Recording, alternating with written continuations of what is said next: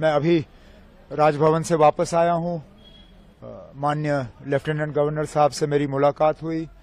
मुलाकात के दौरान मैंने उन्हें नेशनल कॉन्फ्रेंस, कांग्रेस, सीपीएम, आम आदमी पार्टी और जिन इंडिपेंडेंट्स के तरफ से नेशनल कॉन्फ्रेंस को समर्थन की चिट्ठी मिली है, उन्हें उन चिट्ठियों को मैंने लेफ्टिनेंट गवर्नर साहब के हवाले किए और उनसे गुजारिश की कि जल्द से जल्द वो तारीख मुकर्रर करें ताकि यहाँ ओथ लिया जाए और लोगों की चुनी हुई हुकूमत जो है अपना काम संभाले। किस तारीख को sir oath ceremony?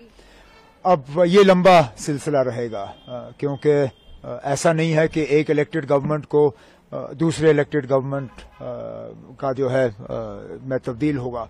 Central rule है, यूनियन टेरिटरी है और गवर्नर साहब को एक अपने कागज तैयार करके पहले राष्ट्रपति भवन भेजने हैं। राष्ट्रपति भवन से वो फिर होम मिनिस्ट्री में जाते हैं। होम मिनिस्ट्री अपना उसमें प्रोसीजर करके वो जो उनको अपनी कागजी कार्रवाई करनी होती है वो सारा करके वापस आ जाता है। तो फिलहाल हमें ये कहा गया है कि इसमें 2-3 दिन तो लग ही जाएंगे। तो अगले हफ्ते ट्यूसडे वेंसडे से पहले मुझे उम्मीद नहीं है। उम्मीद की जा रही है कि अगर ये सारा जल्दी हो जाता है तो वेंसडे को हम ओथ सेरेमनी यहाँ कर लेंगे। ऐसा कयास लगाया जा रहा था कि इंडिया अलायंस के तमाम बड़े नेता इस ओथ सेरेमनी में मौजूद रह सकते हैं, तो किन अब आप अभी वो आप फारूक साहब से बात करिए। इंडिया ब्लॉक के लीडर वो हैं और इन्विटेशंस अगर जाएंगे तो उनके तरफ से जाएंगे।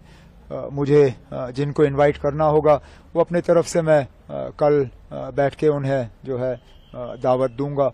लेकिन फिलहाल तो अब ओथ की तैयारी हो रही है। सर, आज कांग्रेस लीडर्स भी मिलने आए थे, तो क्या कोई डिमांड्स या कुछ नहीं? उन्होंने अब डिस्कशंस तो हमारी रहती हैं, हम मिलके हुकूमत बना रहे हैं। उनका जो है लेटर ऑफ सपोर्ट हमें हासिल हुआ है और उन्होंने आज अपनी बैठक की।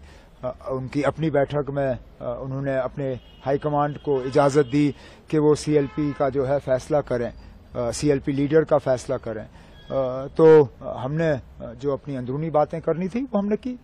सर, काफी इंडिपेंडेंट कैंडिडेट्स भी अब ज्वाइन इन कर रहे हैं। एनसीएम ने देखा पिछले कुछ दिनों में, तो क्या स्पेकुलेशन है कि और जो बाकी हैं वो भी ज्वाइन करेंगे, ऐसा कुछ? न, ऐसी बात नहीं है। ये आमतौर पे वही लोग हमारे साथ जुड़ रहे हैं जो पहले भी हमारे साथ जुड़े हुए थे। एक आध को छोड़ के ये सारे वही हैं जिनको शायद अलायंस की वजह से अपनी सीट नहीं मिल पाई और वो आज़ाद उम्मीदवार के तौर पे इलेक्शन लड़के गए और जीत गए।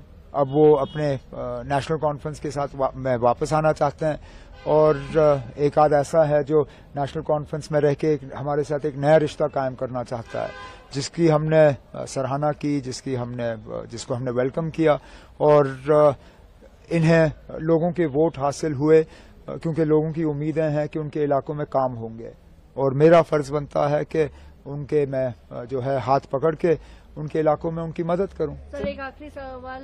इल्तिजा मुफ्ती जी क्लेम कर रही हैं कि बिजबिहारा में एनसी के वर्कर्स जो है वैंडलिज्म कर रहे हैं, they are attacking their workers. मुझे कुछ नहीं कहना इसमें। ये अब अगर किसी तरह का सबूत है तो वो पेश करें। जिनके खिलाफ इल्जाम लगे हैं वो तो उनके खिलाफ अब केस करने के लिए तैयार हैं, डेफेमेशन के। अब ये अदालत को फैसला करने दीजिए कौन सही है कौन गलत। जम्मू डिवीजन के इग्नोरेंस का एक बड़ा आरोप लगा। कोई इग्नोरेंस नहीं है ना।